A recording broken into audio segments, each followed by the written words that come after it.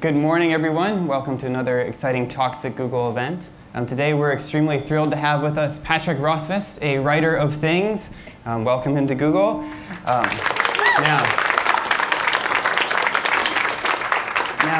Pat has written several books you may have heard of. There's this whole Kingkiller Chronicles bit. There's the tale of the Princess and Mr. Whiffle, and we're going to talk about all that today.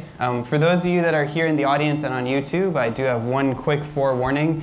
We will be covering spoilers from books 1 and 2, mild spoilers, but if you haven't read the books, pause right now, go to the Google Play Store, buy the books, restart, and then join us in another day or two, and you'll be all set.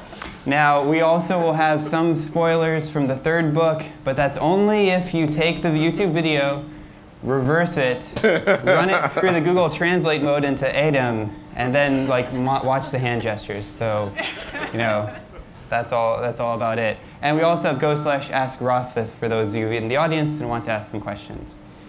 So Pat, I thought we'd start by talking a little bit about your writing process and how you come up with these great ideas. So going all the way back, when you hang out with your children, do you have ongoing narratives that you tell them, like stories that you weave? Do you find seeds in that could be appropriate for a broader audience? Well, let me do the first one first. I do actually with my little boy, my oldest. I started telling him stories years ago. We would sit down and I would tell him like a little adventure story. And at first it was just sort of a story about a boy, and then it was kind of him, but sometimes it was not him. And it would be kind of centered around whatever he was fixated on, in the moment. Like for a while, skunks were the coolest possible thing ever. And so it wasn't just, the story about, this little boy, he was a skunk boy, and so the story had better center around his ability to spray animals with his stank, or it would not be a satisfactory story. That he was into lizards, and of course the story better center around him changing color, so that he could defend himself or scare people away. Now, do these directly translate into stuff that's good for a fantasy novel? No, not really. But it actually goes the other way. It's because storytelling is pretty old hat for me. And that goes all the way back to any tabletop D&D or any role-playing games. It's really just improvisational storytelling. I have even LARPed, right? Which is like real improv storytelling. And so that, it's all sort of similar aspects of the storytelling craft. I've been thinking about it a lot lately because it's a ton of fun with him.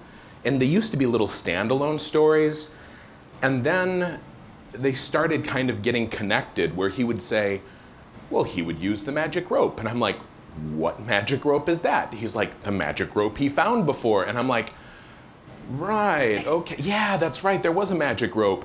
And so now he's like having a little D&D adventure with a continuing character that is him, kind of, And I have a lot of fun with it, and I've been thinking of trying to come up with some way that I could bring that to other people who aren't like storytellers by their nature, if that's not their craft.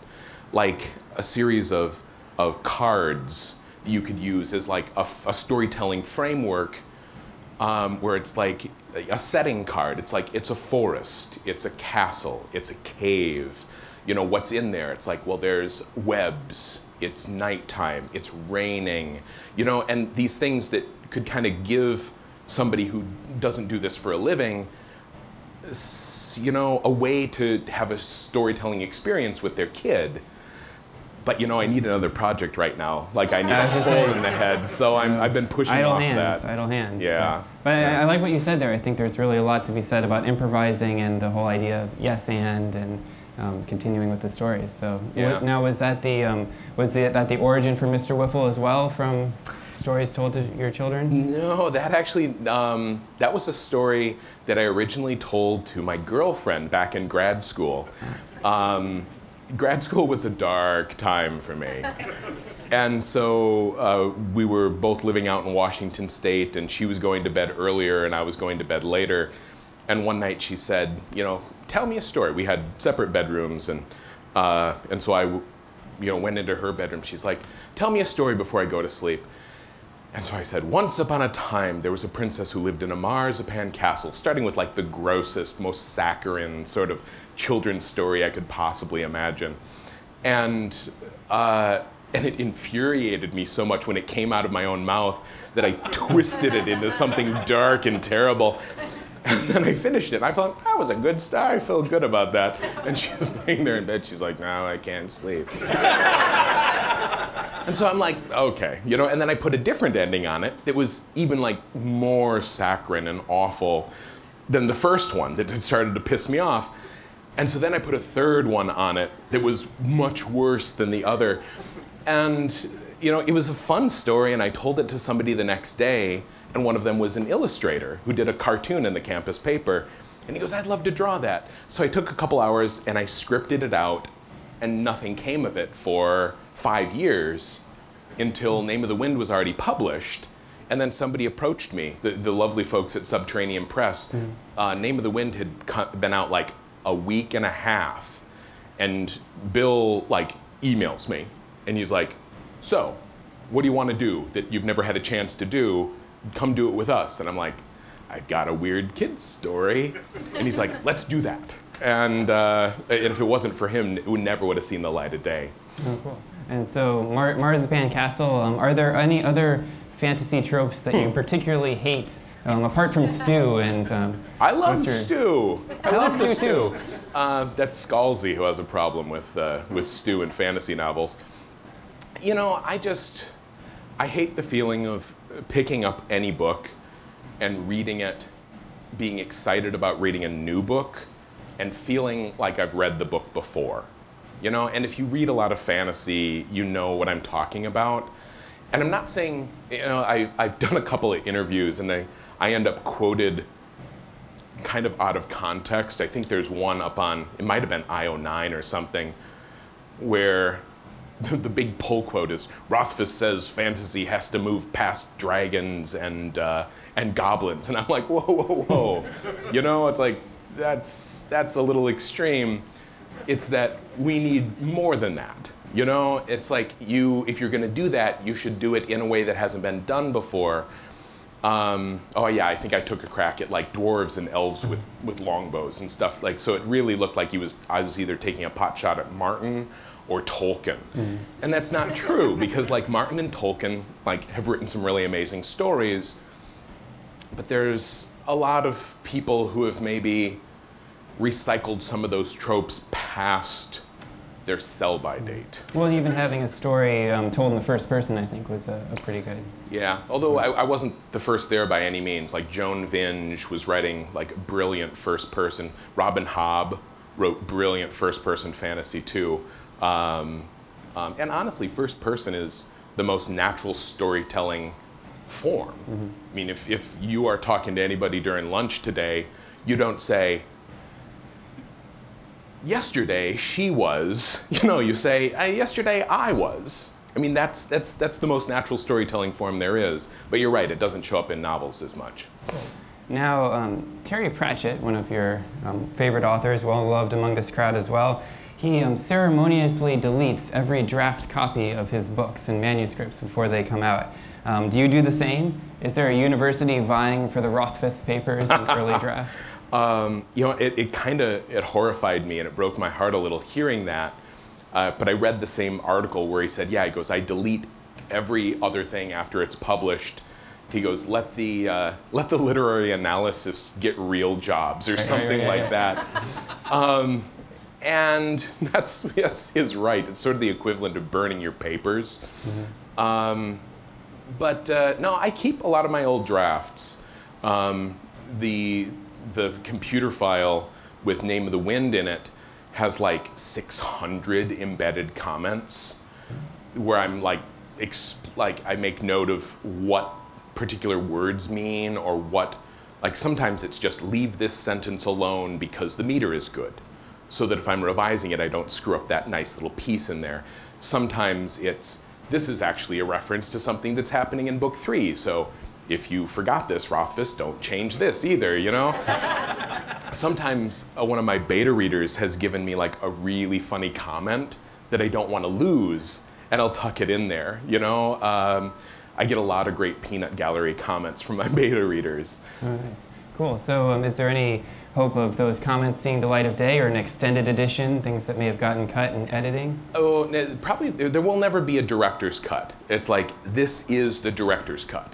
You know, what you have is like the best possible book. If we cut something, it's because it really shouldn't be in there. But that said, an annotated version, like for the people who perhaps enjoy the book beyond all reason or sense, and who I have a delightful number of those people. I am one of those people, and you really want to know like what this phrase actually means, and what the etymology of the words is, and a few of the little jokes, you know, like, and it's not giving anything away. In the very first pages of Name of the Wind, when you meet the troupe, right, there's, and they're talking about them setting up, and there's Marion and his wife who are doing like a string puppet show. And like, what would Marion's wife, what would his wife's name be, right? What is it? Marionette, right? Hey, see? And it's like, that's just there for me. That's there for me, and maybe you, if you catch it, but the books are full of that. I wanted to put like 100 things on every page, so that if you caught 2, you'd be like, oh, there's some cool stuff in here. And then when you read it again, there's some stuff that you really can't appreciate till you're reading it the second time, or until you've read the second book, or until you've read the third book. So those things are waiting for people. Yeah, even like allusions to Dune I found on a repeated reading, which was cool. Something about Dune, really? Maybe sandworms, I don't know. Oh yeah, there is, yeah. But, so another well-known author was recently in the press a few months ago about things that she would have changed in her books. And so now that you have 2 of the books out, anything that you would have changed in book 1 or 2, or maybe done a little differently? Who's the author? Oh, right, yeah. I know that. Let's not go there. Yeah, I made a trigonometry mistake in the first book, and it's really embarrassing, because like anybody who knows like some basic trigonometry looks at that and they're like, no. It's in Kvothe's first admission interview, and he answers with such like authority that a lot of people are like, well, I guess you're right, and they move on. And I did the math once, but then I think I changed the formatting and I moved the question, and so he's like, he's supposed to like calculate the length of a side based on the angles in the other 2 sides, and it's just wrong. It's just wrong, and nobody calls him on it, and that's my mistake. Some people are like, oh, well, you know, maybe in the book. I'm like, no, don't. You can cut me a break with other things, but this was me, you know, not doing the math right, you know? And I guess your works have been translated quite extensively as well. So what sort of hand do you have in that? Any hidden secrets found from reading a foreign language edition, or a favorite cover? I am a freak. And because there's like 1,000 hidden things in the book, that it would be really irrational for me to expect a translator to catch those things, because I specifically put them in such a way so that they're hidden. And so like, you have a piece of poetry, and it seems like it's about something else, but there's actually other things seated in, like little secrets there, for the people who want to delve. I don't want to turn this into like a frickin' Sudoku, right? If that's not the point of this book, I want you to be able to read it and have fun, and if that's all you get, great, you know? But if you're the person who likes to delve, I want there to be stuff there for you. And so that means it's sort of resting underneath the surface. And my poor translators, because I play word games and I have puns. I mean, who's multilingual? Have you ever tried to translate a pun? It's a nightmare. And the books are full of it. Everyone's name means something. The name means something, and it's a reference to something in one of my created languages, but in their language, coat means kitten. And they're like, how do I deal with this? So I quickly realized that this was going to be a problem, because one of my very first translators, my Dutch translator, actually contacted me and started asking me these questions. And I just started to sweat cold, realizing that there was no way for the translators to do their job without a ton of information from me. And so I actually created a forum. There's a password protected forum out there that only the translators, even editors don't get to go in there. Because I love my editors, but that's not for you. It's for the translators and the people who just need that info. There's a lot of things there. So shifting a little bit more towards the books themselves, Yeah. I see that there's a heavy use of threes throughout your 2 books, and so this was a question from Josh in the audience. So I must ask you three times, why do you use groupings of threes in your writing? Okay, how... I want to sing. Isn't there a Schoolhouse Rock? 3, it's a magic number. The truth is, 3 is just mythically significant. It's mathematically significant.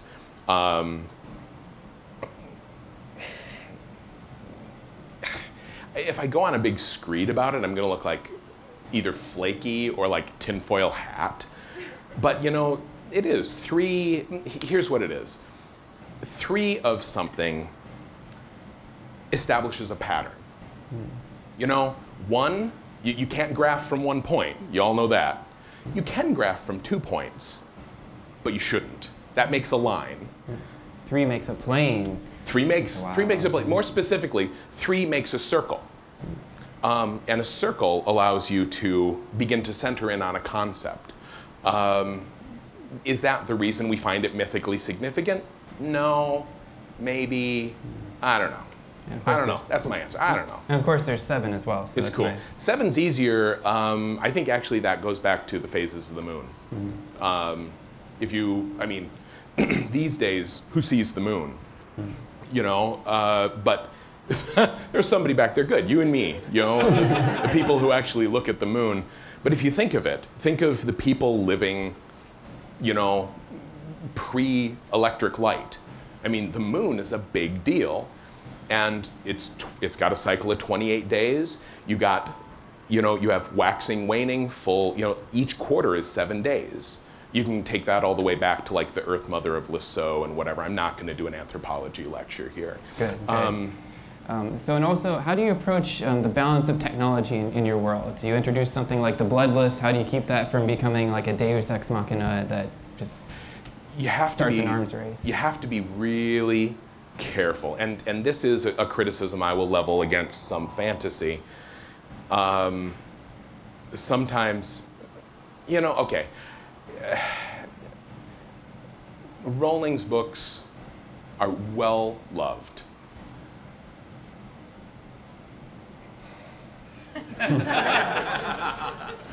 But some of the things that were put in those books to serve a very useful purpose in the book were not well considered in terms of their, if this exists, then. You know, and the biggest classic version is the time turner, right? Mm-hmm. If something like this exists, well then, and any rational person says, but if this then, and there's a bunch of then, you know, from the time turner. It's so big that everyone butts up against that. But there's a bunch of other little things too that, you know, once it's introduced, this should have huge, far-reaching implications in the world. And if it doesn't, what this does is it screws up the elaborate modeling system that we have that makes us human. You know, we've got an incredible modeling processor here that allows us to set and solve problems without even being aware of it. It's the thing that creates the uncanny valley. If you see a face and it's not a right face, it freaks out our brains. But if it's a totally off face, that's fine. But if it's a slightly wrong face, it gives us a severe Wiggins. It's the same thing is true with our fiction. If everything is just like William Burroughs' Naked Lunch, crazy nothing, nobody ever points at something in William Burroughs and says, this is a plot hole. I mean, that's ridiculous. But with a story that's supposed to cohere and be rational and follow rules, and then it doesn't, it bugs us. It really bugs us. And sometimes in the rush to tell a good story, technology is introduced or a piece of magic is introduced, and its ramifications aren't carefully permeated through the society. And then sometimes authors go back in later books and really have to start to backfill, which is fair. And I respect the ones that go, whoa, I did not anticipate that. And then they fix it. But sometimes it's just sort of like, and I'm moving on. I've got a new book to write. Yeah. I think of the difference is hard fantasy and soft fantasy. People talk about hard sci-fi and soft sci-fi. I think there's hard and soft fantasy as well. Hard fantasy tries its best to be coherent and realistic, and it all fits together and it all makes sense. Soft fantasy is like, there's dragons. There's a million dragons in the world. What do they eat? A million dragons. Magic. There's a lot of hand-waving involved. I don't write soft fantasy. Well, and I think you did a good job with that as well in terms of the economy of the Four Corners, like Coast tuition bill and just the monetary exchange. So, yeah. Bit of an economy geek, yeah. Cool. So let's see here. So George R.R. Martin wrote the scenes following the Red Wedding before he wrote the wedding itself. When you were writing, the books 1, books 2, what was the last thing that you wrote? Did you skip around, or did you move forward through the narrative? The last thing that I wrote, I do skip around. I do skip around. When I was writing the whole thing, I skipped ahead and wrote a huge chunk of book 3 before I went back and filled in the gaps, so to speak. And then when I'm revising, of course, I'm hopping all over the place, and sometimes I need to yank out a chapter for pacing reasons, and I need to put something in here for clarity. So no, I'm all over the place. Cool. All right, and I guess the latest rumor from the internets is that it concerns a series of short stories, some origin stories, some novellas, something like Bast or Ori or something like that. Why them? Why now? Does it help you, write what's yet to come, or is it something that's always been in your mind? Well, George Martin and Gardner Dozois, I think, I don't know how to pronounce his last name, I just see it in print, were editing an anthology called Rogues, and they invited me in. And they invited me in previously, and I wasn't able to take them up on their offer. They do these beautiful anthologies. They did Dangerous Women and Star-Crossed Lovers, and with like big names, and it's really flattering to be invited. And I had to pass on 2 of them because I was working on book 2 and trying to really get that done. And then I realized that focusing exclusively on book 2 really makes me crazy and unhappy and does not make me write faster, it makes me write slower. And so when they invited me into Rogues, I accepted. And when I was struggling to write a good story for it, after failing remarkably about 3 times, I wrote a Bast story. I wouldn't say it's an origin story, but it centers around Bast, and so that'll be coming out in that anthology. Oh, cool. And that's, I just found out that's happening in June. And I'm a little tingly there because Gaiman's in it as well, and he's got, I think in this anthology is How the Marquis de Carabas Got His Coat Back. Which is, if you've read Neverwhere, I've been waiting to hear that story for like 5 years. Yeah. That's yet to come. Do you think that there's room for a Silmarillion or an atlas, things like that in the Four Corners? I could do an atlas, and a lot of people who ask me, like, when are you going to do a role-playing game set in your world? What they kind of mostly want is an atlas, And I know a lot of people who would never role play in the world would still probably buy it and kind of use it as an atlas.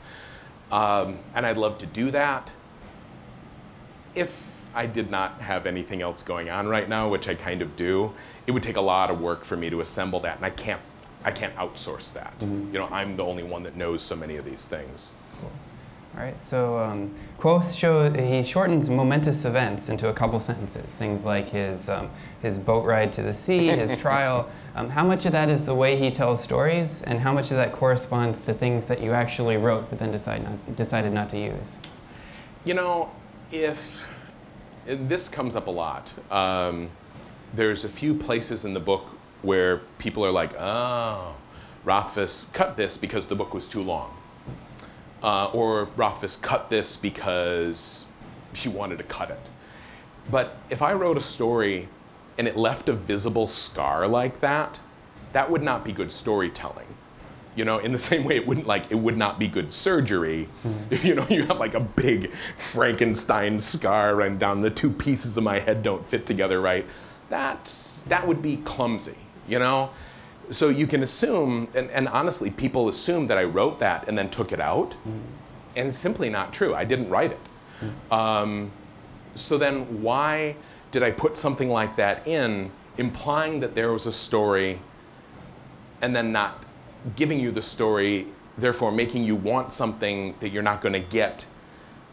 Why would I do that? And that's a good question. Well, it sort of leaves room for imagination. I like that. So here's a question from Michael here at Google.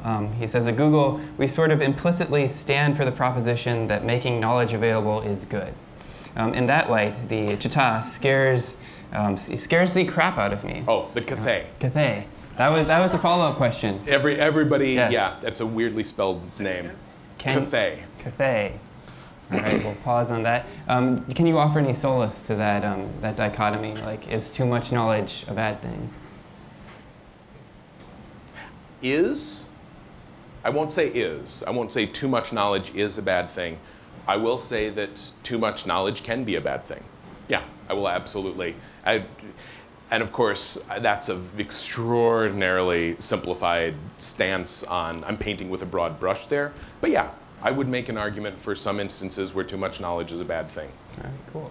He also wants to know if the lackless box is keeping something in or keeping something out. That is also a great question. I'm sure it is. So why didn't Quoth ever make a concerted effort to show that Ambrose sent him into the stacks with a candle? Question from Andrew in the audience. That's a fair question. It's pretty much, I mean, you can almost view that from a simple, like, legal standpoint. It's like, he says, she says. You have two people who are saying different things. Who do you trust? One's a scriv, you know. Yeah, like one is an established student who's been around for a long time, who works at the archives, and the other is some punk kid who's already, like, started making trouble in his first days at the university. I mean, it sucks, yeah, but you should not mistake your, like, overarching, like, narrative perspective as something that everyone possesses, both in the book and in the real world, by the way. So can you shed some light on what some of the other what things some other folks may have taken from the Latantha, the sword tree? What would you personally have taken during your trials? That's an interesting question. Pass. I don't have a good answer for it, and it's such that's the mark of a good question, that I hesitate to be glib with it. But no, I can't get my head around that quick. Well, here's a follow-up along the lines that hopefully you can answer. Do you know Kung Fu? When you're describing the martial arts scenes in great detail, is there any practice there? Actually, if you go back and look, you'll realize that I did not describe them in great detail. And this is a thing that I delight in fooling people with. I met somebody once at a con ages ago, and that was back when things were a little more relaxed. The book had only been out like 18 months. So I got together with some high school students who had, like, contacted me, and they're like, "You're coming to Dragon Con, we should have burritos." And I'm like, we should have burritos. And so we went out and we had burritos and we're hanging out, and he was like, my favorite part is when Quoth, he, like, goes and he kicks ass on the Scrael, and he's like, well, you know, and he's just all over the place, and he's just awesome, and he's so badass. And I'm like, I'm really glad you like that scene, but you know, I didn't write it. You know, you kind of wrote that, you know, because you see everything that leads up to it, and then there's a scene break, and then you come in at the end of it, and I'm like, you did that. Which is great, because that's how I like to write. I like to imply more than I exply. It doesn't work. It's no explication necessary. I like to be implicit more than explicit. It takes a lot more work, and it's dangerous in your writing, because what I want you to infer is not always what you infer, which is why I have this elaborate beta reader process to check if my implication is having the desired effect. With the Kung Fu, oh, you want a secret? You want a secret? Well, I think so. We're here at Google. If you've ever read The Princess Bride, who's read the, not the movie, who's read it, right? You know when they're fighting, Inigo Montoya is fighting his sword master, whatever, and they're going back and forth, and they're saying, oh, you're using this, oh, you're using that. The sword play is never described. And I remember reading that and thinking, this is so exciting and so cool. And I'm not reading like 8 brick thick passages of like, then I parried in quarte and the forte of my sword touched his whatever dongle, you know? And because like, for the people who get fencing and know all the terminology, that can be really sexy. But the slice of the pie chart is very narrow for those fencing geeks. And in The Princess Bride, what he did is he's like, can you imagine what Benetti's defense might be? You do that. Is it awesome? Yeah, that's so awesome. Now we're gonna move on, and I'm gonna give you another cool sounding name. Can you imagine what that sounds like? Yeah, that's awesome too, isn't it? Let's keep going. And so you don't need to know anything about swordplay or anything, and you cannot be disappointed in the action because it's all here. And this is something that books can do that movies can't. And so if you're writing and you don't take advantage of that, you're really missing out on one of the huge potential benefits of text over visual imagery. And so what I do a lot of times, now I do occasionally, I talk about some elements of the body or whatever, but usually I try to give something a very evocative name, and then I'll describe a little bit of the physicality, but just enough to ground it in reality. And then I give you a little bit of scaffolding and you create the rest. So it's a total team effort. Cool. So Fela's explanation of the rival factions of master archivists and scribes throughout the years, each organizing their own library, it's great. But Allison, who wrote this in, said that it reminds her of the bad side of Wikipedia or refactoring of their open source products. Did you have a real life analog in mind when that came through? You know, a lot of times I write something and then people email me and they go, it's so nice that somebody who really understands post-traumatic stress disorder has finally written about it. And I'm like, oh yeah, I suppose that is post-traumatic stress disorder, isn't it? I'm like, I'm glad I nailed that. But really what I was doing is like, if this person was in this situation, what would the realistic human response be? And then I postulate and extrapolate and attempt to convey that. There's some things in writing that I'm not good at and I have to struggle with, but I think that piece is something that I am very good at. That extrapolating from known factors into the unknown. And so that's how I did the music. People say, I love it when people say, oh, finally a musician writing about music. I've been waiting for so long. And I'm like, ha, ha, ha. I got you. And nothing makes me prouder than fooling a musician into thinking that I am a musician. I think I might have had a third point, but it's gone now. I only got 2 hours of sleep last night, sorry. Well, It's always important, the sleep. So I wanted to talk a little bit about the fans and sort of the fan community that's arisen around you. You're always really generous, like you said, from going for burritos to signing books that people will mail you. Was that something that came immediately to you, or were you always this extroverted? Did you grow into it? Well, I don't know if I'm actually extroverted. You can be this is something I've been trying to get a bead on for years now, because I love this. I love getting together with people that are interested in books. I love talking about things, whether it be writing or the Earth Mother of Lascaux or anthropology or whatever you're a geek about. And so I always assumed that I was kind of an extrovert. But it turns out you can actually really enjoy talking about things like that, or being in front of an audience, or signing 1,000 books, and be an introvert as well. So first off, I'll say introverts, I am one of you. And then give me the question again. Oh, was it something you grew into, like, managing the fan community? And actually here I can trace this back to its origin. For one, I am from the Midwest. And so we tend to be considerate people, polite, considerate, people who will make you a casserole at the drop of a hat. We try to take care of people. Also, when you start out as a writer, it's not like your book gets published and then it's like, here's an 800-person signing. How do you deal with this? No, I got pictures of me sitting at a table in front of a Walden Books, and people walking past desperately trying to avoid eye contact with me. It's like, that's where you start. And then, you get to the point where you're 10 people showed up, woo, I'm famous. And then there's this level, which is just frankly weird. And I only cope by not thinking about it too much. I'm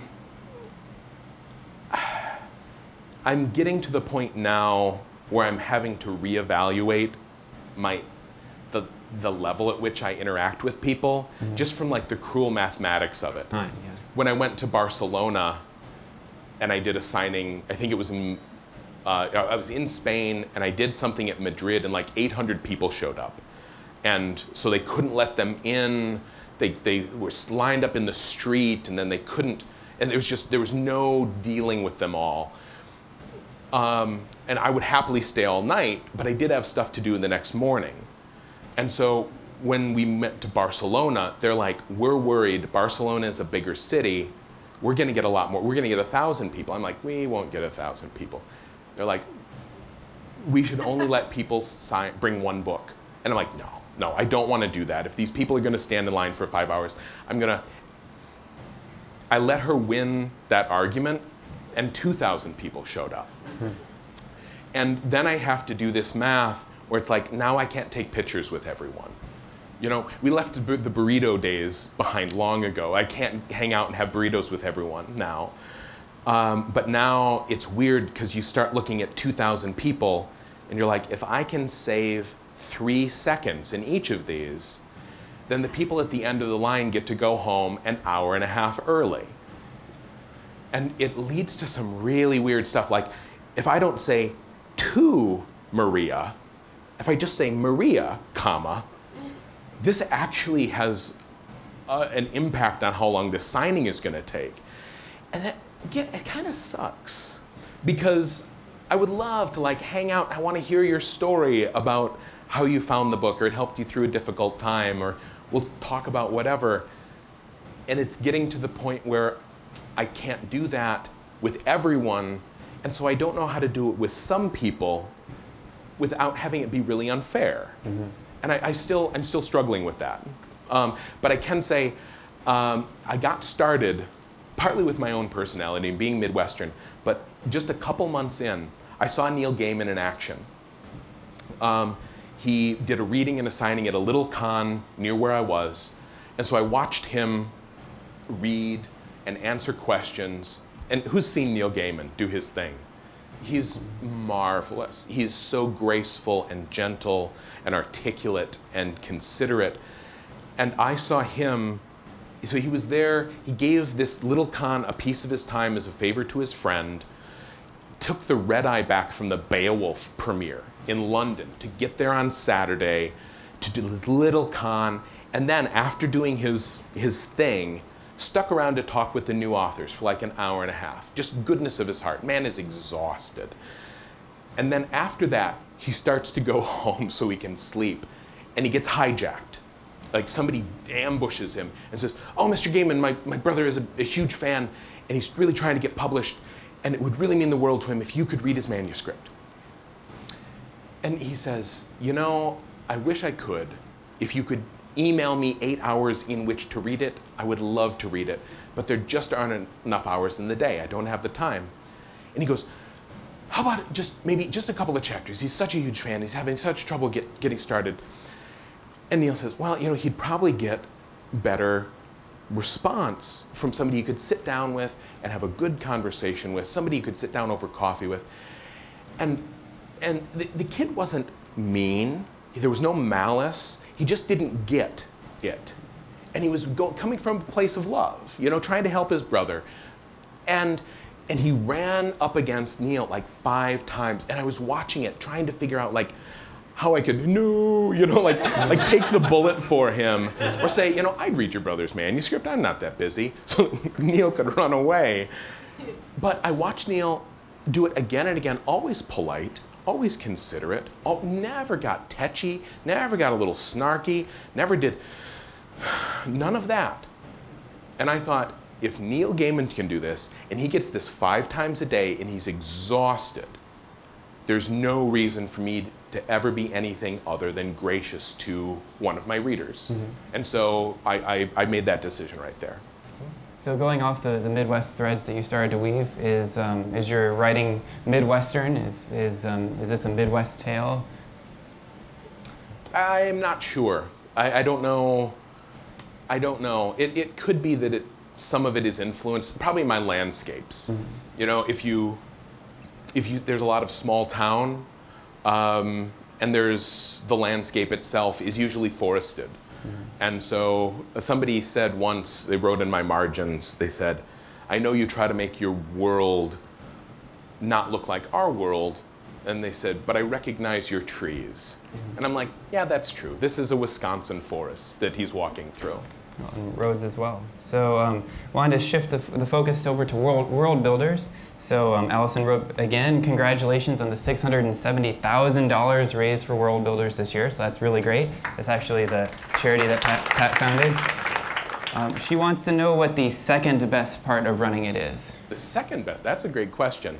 There's warm fuzzies, but what's the second best? Honestly, the second best part of it is the confirmation of my long-standing theory that people are inherently good. I mean, there's a lot of evidence to the contrary out there, and it's really easy to get down on humanity. And then you say, "Hey, everybody, would you like to give money to make the world a better place?" And they do. And they do. They do in scads. And it's not just rich folk. This is like broke college kids, mm-hmm. broke high school kids, mm-hmm. somebody kicking in $10 because it's all they can afford. Mm-hmm. And you're like, people are really good. Cool. So does that map onto a personal philosophy that you have? Is there a Lethani of I do genuinely believe that people are inherently good.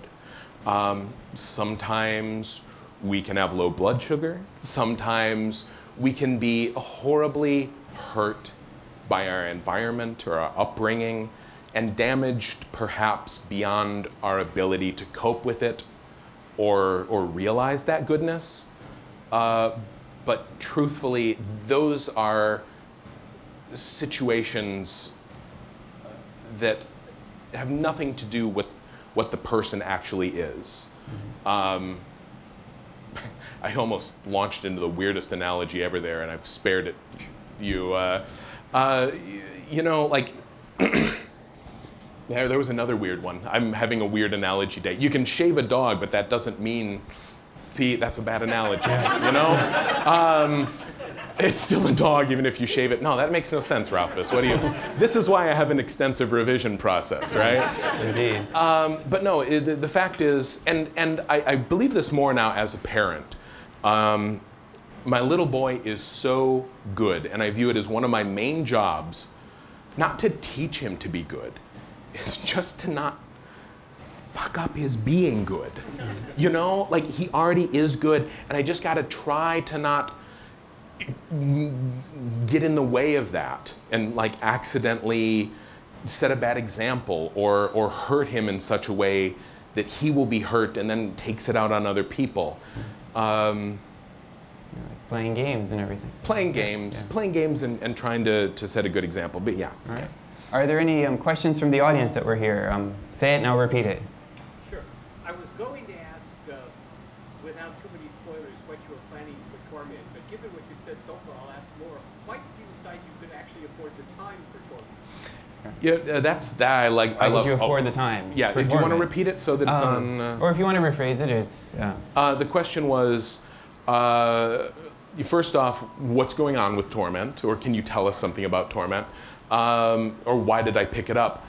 And the follow-up, given what I've said that I had to not do projects because I'm too busy, what made that one a project that I felt like I could pursue? Did I get it right? Yeah. Okay. I'll answer the second one first. I love video games, right?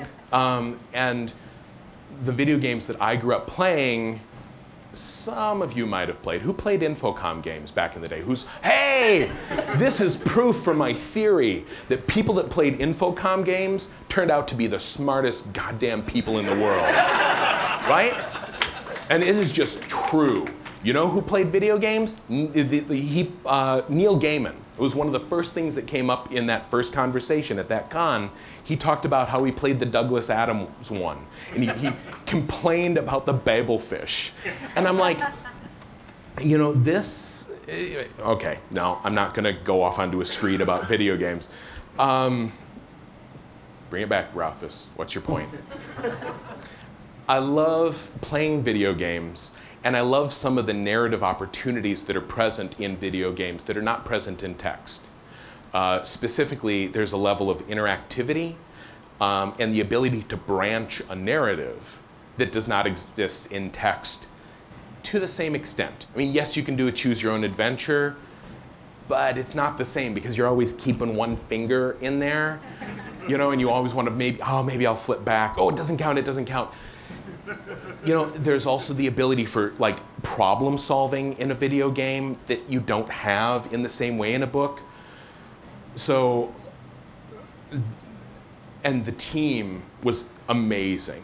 Also, I do hope to eventually have a video game like in my world. And so I need to build up some skills now so that when it's time to launch into doing mine, I can know a little bit, so I can be a better member of that team. In terms of what am I doing, I'll share just a brief story there. We had a team meeting where we went in and I talked to all the other writers. And it's like an all-star cast of people who have been doing games forever, from all these different studios, people who've won awards and just marvelous folk who have come together for this Torment game. There's Chris Avallone, and you know, one of the people that, several of the people that worked on the original Planescape Torment game, who played Planescape Torment. See, like 15, 20 years after the fact, people still remember that game fondly because it was an amazing storytelling experience. So it's this great team, and then there's Rothfuss, who like has never done, like, I have not programmed since BASIC, you know? Or actually, that's not true. I did Pascal, too. And so, you know, they're all talking about this stuff, and they're like, well, what about your character? What are you thinking? And I'm like, I'm thinking of something weird. You know, can I pitch it to you? And so I sit there, and for 15 minutes, I pitch my concept. I go, this is not anything that I've ever seen in any game that I've played for this companion character. And I pitch it, and I pitch it, and I'm kind of watching them. We're trying to read the audience. And eventually I see, and it's a weird concept. I can't tell you what it is right now because, you know, it's still coming. And I'm going, do you have them, Rothfuss? Are they just being polite? Are they listening? And then eventually I see Chris Avellone go, and I'm like, oh, good. If I've got Chris, then I can't be totally off target. And they're like, okay, let's do that. And I'm like, awesome, awesome. This is going to be something that, it's going to be double or nothing. If I can pull it off, people are going to talk about it, and it will be very new and cool. And if I fail, then I will fail spectacularly. And also with the card games out of your world that have come, like 2 Kickstarter projects so far. We had a person ask on the blog by the name of True Eyes, is Corners just a variant of Spades? Is there going to be a Kickstarter for that as well? It's not fair to say it's a variation of any game. And if I was going to say if it was close to something, I'd probably pick something like Euchre, which I'm guessing, like, Midwest? No, but if you're from the Midwest, you play Euchre. See, but I go to a gaming convention and I look for somebody who can play Euchre because I was trying to play test some of my rules for Corners, and like I could not find a game designer who knew what Euchre was, you know, because you know they're not from the Midwest. It is a trick-taking game. There is bidding, but it's not really a variant of anything so much as it is a different sort of trick-taking game. Well, hopefully we'll see that in the marketplace someday. Hopefully. Hopefully. Other questions? Yes. I've read your blog piece about wealth accumulation and having a chocolate cake and one slice, oh, two slices, yeah. and the whole thing. And I wonder how you think about having a family, having a child, having a future where your writing career suddenly goes south, and now what's your income earning ability? How does all of that fit together in your attitude towards wealth? What is your attitude towards wealth as it has highs and lows and the Wheel of Fortune? Yeah, I did write a blog post where somebody asked me the question. Well, it was effectively like, why charity? Why do you do this? And I responded with my now famous chocolate cake analogy. Like, if you have a slice of cake and you eat the cake, then that's okay. And if you have 2 slices of cake and you eat the cake, well, that's kind of okay too, But if you have a whole cake and you eat the whole cake, then you're kind of an asshole, because some people have no cake, and some people, don't have dinner before the not cake that they don't have, And so I'm glad that you liked that. I'm sorry if that gave you a stroke right there. The absence of not cake would actually be cake. Can you take the no tea? I dropped the no tea. Now I have tea. We must go deeper. There it is. That's for just a few of you out there.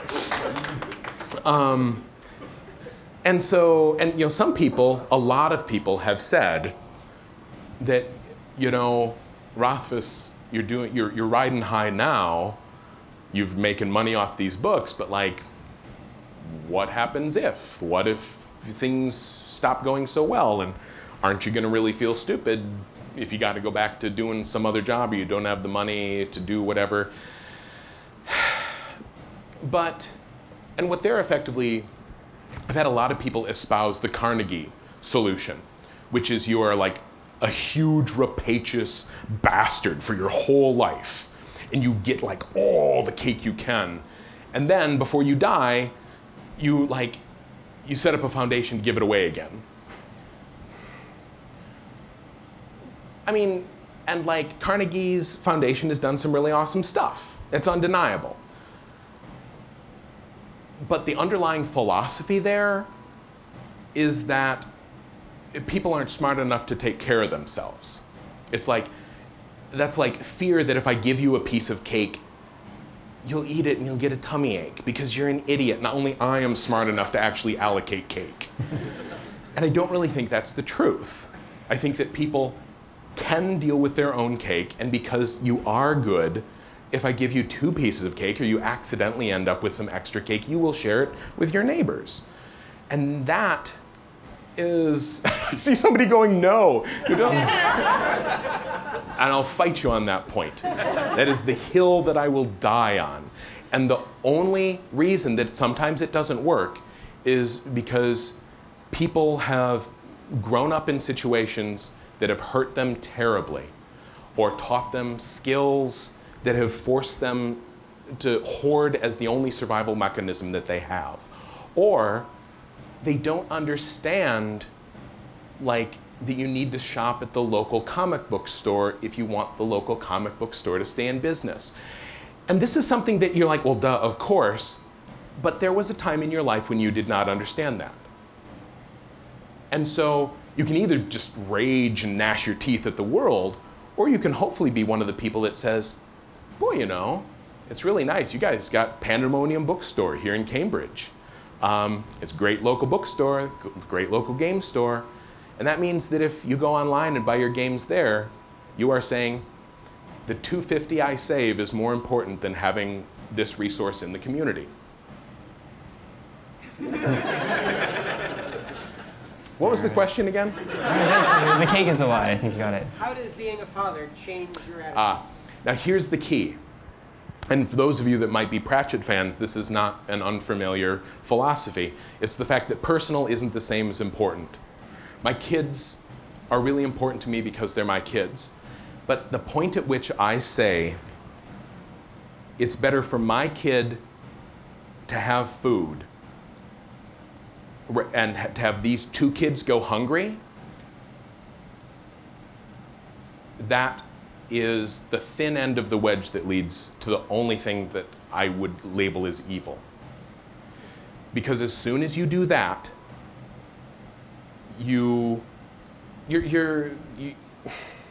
it's selfishness. And it's a natural impulse. It is a reasonable impulse. It's a biological impulse. It's an impulse which has made us able to survive through the years. It's a mechanism which made us extraordinarily successful monkeys. And now, at this stage, because we are no longer monkeys, at this stage, that behavior, that impulse, if we give into it, that makes us extraordinarily ineffective human beings. We need to recognize our monkey impulses and then say, is my kid really more important than 4 other kids? And it's hard, and you have to say no. Well spoken, well spoken. I think we have time for one more audience question, and I'll wrap it up with some singers of my own. All right, just because you're jumping well back in the talk, was struck when you were talking about hard fantasy versus soft fantasy. My impression, both as a child reader of fantasy and a parent of child readers of fantasy, is that somehow children's fantasy tends, as far as I can tell, to be soft fantasy more often than not. What's your sense, more important, less important for kids' fantasy to be hard or soft, easier or harder to make hard fantasy for children? How hard is it to make hard fantasy for children or keep it soft? There's an unfortunate tendency among people in general to say, oh, I'll write a fantasy novel because you can all just make stuff up. And that's wrong, because that's not, you can just do a bunch of stuff and, oh, magic will make it make sense, you know? And that's, you can, but that's not good writing. It's not good storytelling. It's not good craft. In my opinion, similarly, people sometimes in the genre are like, well, boy, I wish I could write YA, because then kids don't know what a plot hole is. They don't care about consistent characterization. It's like they're not going to call me on the Million Dragons, ecology problem that I've created. This is not a sustainable eco-structure, But that, in my opinion, is like a really egregious cop-out. Because in the same way that like the food that we feed our children should be actually held to a higher standard than the food that you give to an adult, because an adult can say, ugh, this is awful. Or they can read the label and go, oh, this has terrible things in it and it's going to make me sick and give me cancer. A kid can't. You know, and so you owe it to kids to actually put more work into this, because it's harder to write short. It's harder to write simple. It's harder to do a lot of these things, and it's harder to write cohesive, coherent, internally consistent fantasy. And you shouldn't go to YA thinking, oh my, this will be way easier. I can just bang out 30,000 words and then go play World of Warcraft. No, I do not approve. But then again, I have not really taken a legitimate crack at YA. I know that it's hard, but that doesn't mean that we shouldn't try for it. That's my philosophy. All right. So quick question here. Any update on King Killer on TV or Mr. Whiffle the cartoon version? I would love to see a Princess and Mr. Whiffle cartoon. That would be awesome. Trying to imagine that right now. There is a TV deal in development.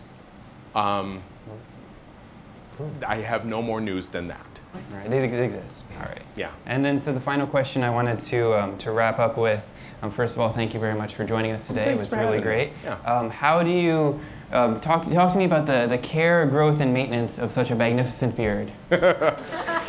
You know, a beard is the only thing in the world you get by being lazy. And people are like, wow, how do you grow? Like, see, I've got a couple beard people here. And do people, and people ask, say, how do you grow a beard like that? Do people ask you? You know, and the thing is, it's like, I've started saying, you know, for 2 hours a day, I sit in a dark room and I just grow it.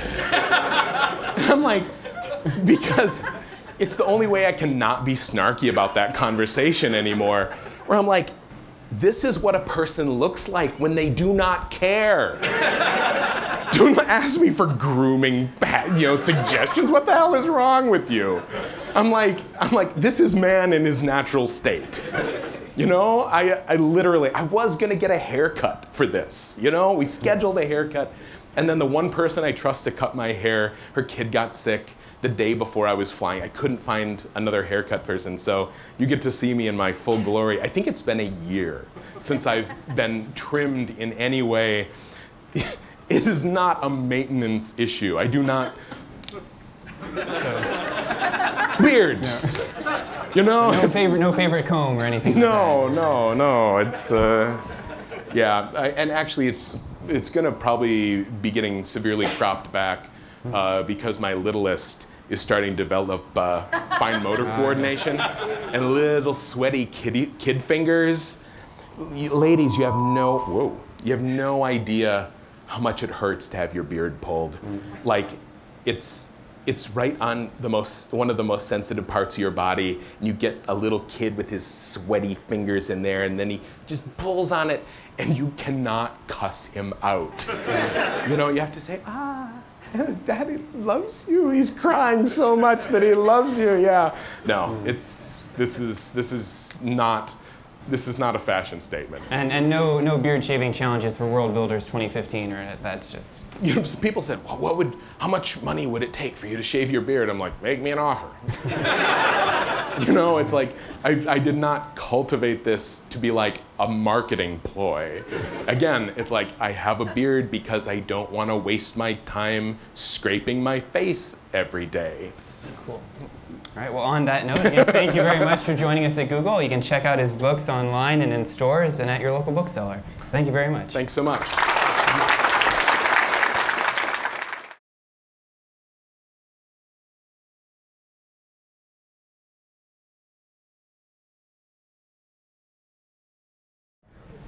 This is very inside the actor's studio. Yes. All right, so a very tall chair. How do I sit here in the tall chair without kind of exposing my crotch to you guys? I don't know how to be dignified in this position here. Oh, see, that's something that I shouldn't say in front of an audience. I'm bad at this. All right. How's my hair? Oh, you can see my bald spot. Okay, do you have some sort of special technology that can get rid of that for me? Just sort of. Oh, yeah. We can. As long as you're not looking at it. That's right, only when you turn. Should we switch then? I thought he was gonna come just put his coat over my head.